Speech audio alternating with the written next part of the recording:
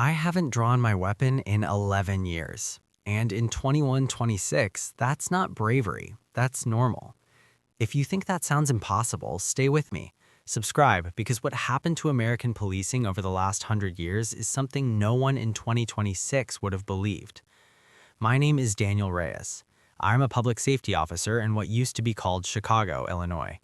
We don't call it a police department anymore. We're the Civic Response Network Midwest region.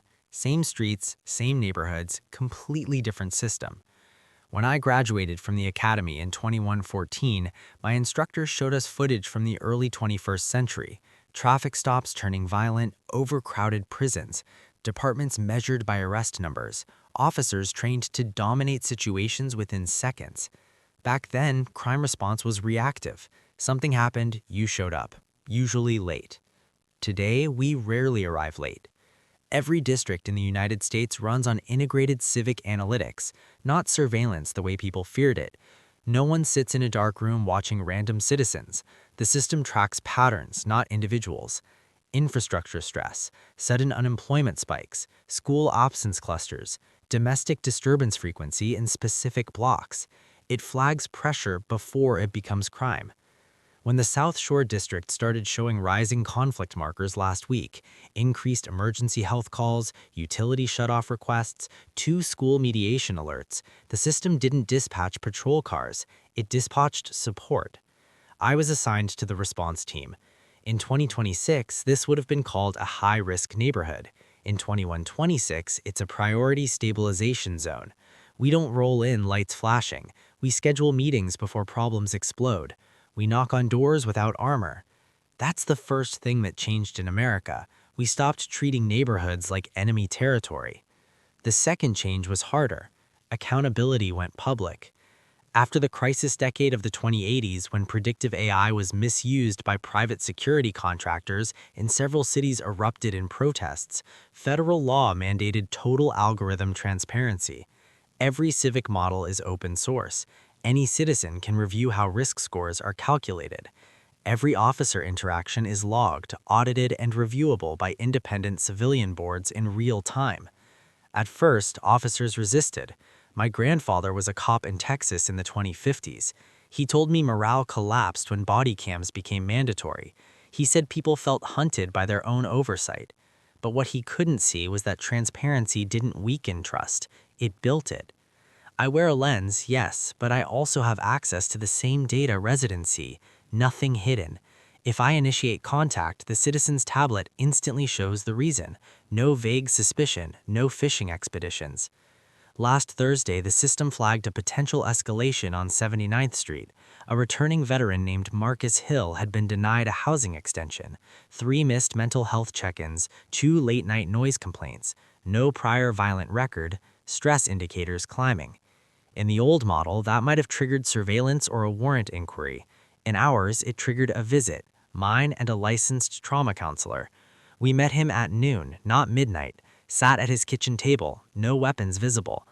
The algorithm predicted a 62% chance of confrontation within 10 days if no intervention occurred.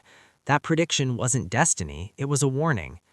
Marcus was angry, not dangerous, angry. He felt automated systems were pushing him out. He was right. A benefits recalculation glitch had reduced his housing credits. In 2026, fixing that would have taken weeks. In 2127, I opened the case file on my wrist interface, flagged the anomaly, and the regional oversight node reviewed it within minutes. The correction came through before we left his apartment. You might think this is small. It isn't. Most violence used to grow from slow neglect. People ask me what happened to prisons. The answer is uncomfortable for some. We closed most of them. Not because crime magically disappeared, but because incarceration stopped being the default tool. Nonviolent offenses are handled through restorative courts. Offenders meet victims, financial restitution is structured through national employment pipelines, and compliance is monitored through biometric check-ins tied to voluntary agreements. Violent offenders still exist, but even there the system changed. Maximum security facilities are now rehabilitation campuses. Education is mandatory. Psychological treatment is constant. Release decisions are algorithm-assisted but human-approved. Recidivism dropped below 10% nationwide by 2118. The biggest transformation, though, wasn't technological, it was cultural.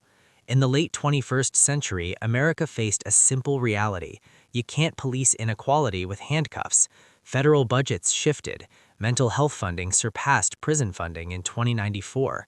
Community mediation programs were embedded in every high school. Conflict resolution became part of national curriculum. By the time I joined, the uniform meant something different. I'm not evaluated on arrest counts. I'm evaluated on stability metrics, reduced emergency calls, increased school attendance, conflict de-escalations without force. I still train with a firearm, I still carry one, but drawing it requires multi-layer authorization unless there is immediate lethal threat. In my 11 years, I've come close twice, both times resolved through distance, dialogue, and time. The moment that convinced me the system truly worked happened 3 months ago. A freight drone malfunctioned over downtown and crashed into a transit platform during rush hour. No explosion, but panic spread fast. Crowd density algorithms predicted a stampede risk within 90 seconds. In 2026, officers might have shouted commands, forced order. Our system projected escape flow paths onto public display panels instantly. My earpiece fed me calm tone scripts optimized to reduce panic language. I moved through the crowd, not against it. We guided people outward in waves, prioritizing elderly and children based on biometric distress signals voluntarily transmitted through personal devices. No one died. Afterward, a teenager approached me. He asked me why I became an officer if there's barely any crime anymore. I told him the truth. Crime didn't vanish, desperation decreased, transparency increased, speed of help improved. America didn't get safer because we became stricter. We got safer because we became earlier. Earlier with counseling, earlier with financial corrections, earlier with mediation, earlier with listening. There are still critics. Some say the data network is too powerful. Others fear dependency on predictive models. Those concerns are valid. That's why civilian oversight rotates annually. That's why system audits are broadcast publicly. We learned the hard way that unchecked authority, human or artificial, erodes democracy. But I walk my district at night without expecting a fight. Kids play on blocks that once led national crime statistics. Officers host weekly open forums streamed live. Residents vote on local safety priorities through secure civic apps. The distance between badge and citizen has narrowed to almost nothing. My grandfather used to say policing was about control. My father, who worked transitional reform in the 2080s, said it was about balance. For me, in 2126, it's about presence. When Marcus called yesterday, it wasn't to report a crisis. It was to invite our team to a community barbecue. He'd stabilized his benefits, started mentoring other veterans. The system didn't fix his life, it removed friction so he could. That's the part people miss when they romanticize the old days. Fear is loud, reform is quiet. I don't know what policing will look like in 22-26. Maybe even less force, maybe no weapons at all. But I know this. The badge I wear isn't a symbol of power anymore. It's a signal that if pressure starts building somewhere in this city, someone will show up before it breaks. And in America, that changed everything.